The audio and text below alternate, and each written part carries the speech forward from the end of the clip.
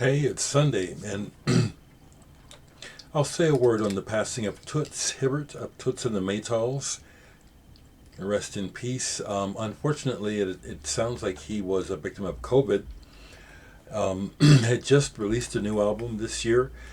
I don't have any vinyl of Toots, but absolutely, Toots Hibbert um, was major, historic figure uh, from Jamaica. Big star before Bob Marley, and if I got it right, he was the person who coined the term reggae, or made the first record that used the term, do the reggae.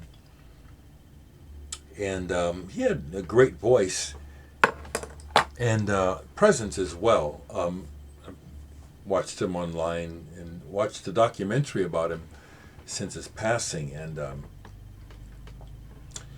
wonderful guy. I actually do have a 6 degrees of story related to, and let me see if I can see the record right quick. Yes. Okay.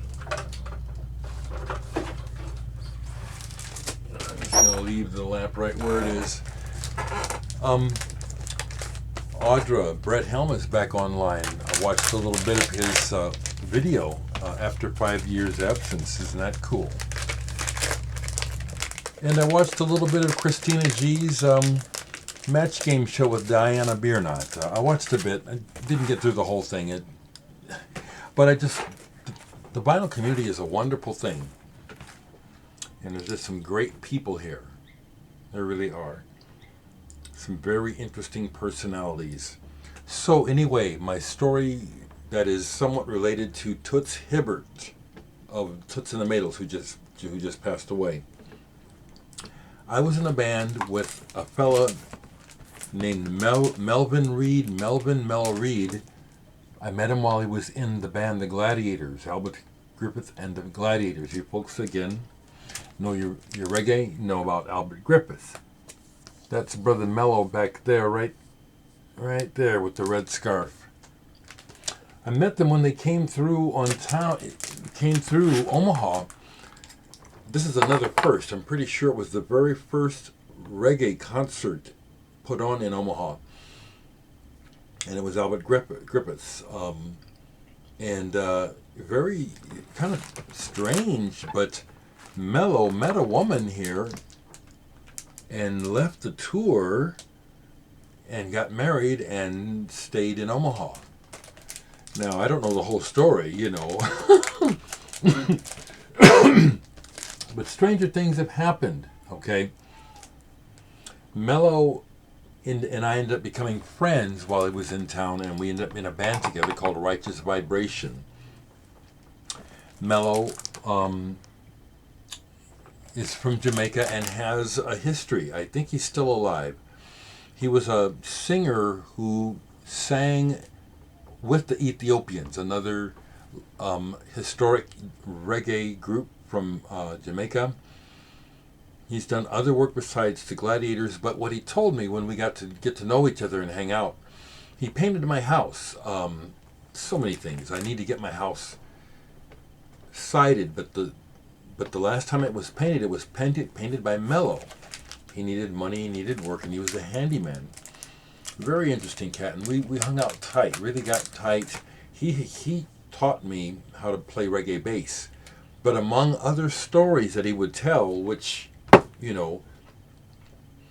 don't even think I have to accept him at his word. It's like I think that you can find these things out to be true. But he said he knew Toots, and that he and Toots ran around when they were younger, like I guess maybe in their 20s or so, and that he did some petty crime with Toots and ended up doing some jail time. Now, Toots is known for his hit 5446 regarding a weed charge, but this is unrelated. But Mello, who I was, my friend, was in jail with Toots. They were cellmates as well as being like they were just running partners. Mello was, I hope he's still alive. He got deported back to Jamaica several years ago. Um, Interesting. I wanted to share that.